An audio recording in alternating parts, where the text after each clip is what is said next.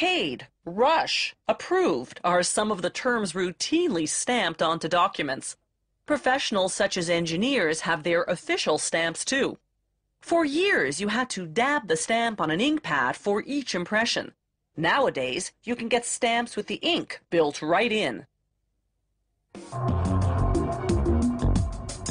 The process begins with a design that either the stamp company or its customer creates with standard graphics software.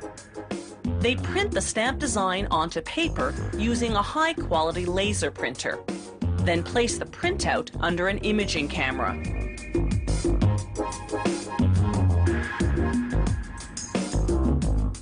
They feed in a blank sheet of negative film.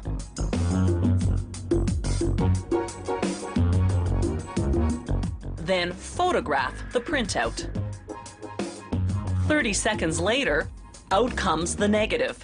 The design is light, the background dark. Now they can begin making the mold for the stamp. They apply the negative to a plate of light-sensitive polymer, a plastic-like material. Then they vacuum out the air to prevent defects in the mold. Then they expose the polymer plate to ultraviolet light for approximately 3 minutes.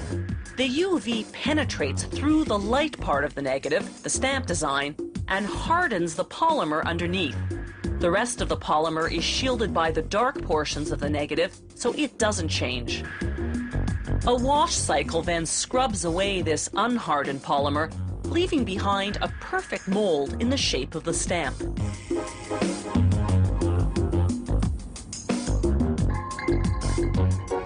Now they cover the mold with a sheet of synthetic resin called bakelite and put it into a machine called a vulcanizer.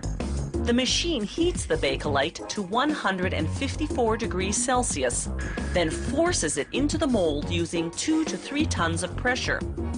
After 4 minutes, the bakelite stamp is ready. To be more productive, the factory actually molds several stamps at a time. Next comes the built-in ink.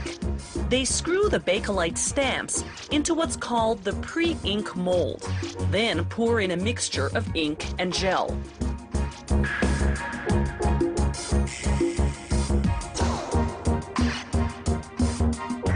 They cover the mold and vacuum out the air, a process that takes 12 minutes.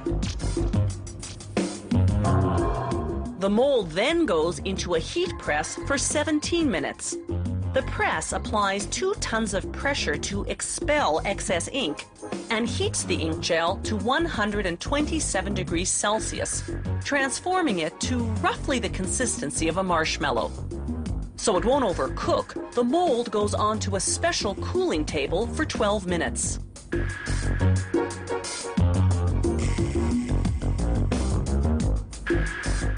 Next, it's set out to cool for another 45 minutes, this time on newspapers, which soak up more excess ink.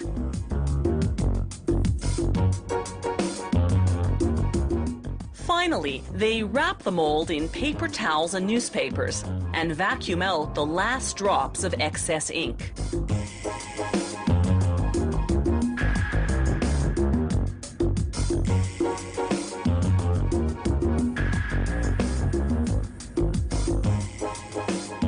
Then they quickly seal the back of the stamp to lock the ink in.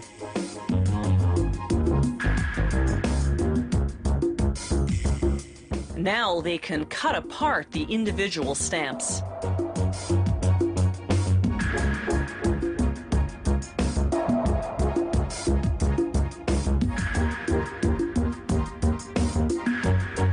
They glue the stamps by hand onto the base of the stamp handles.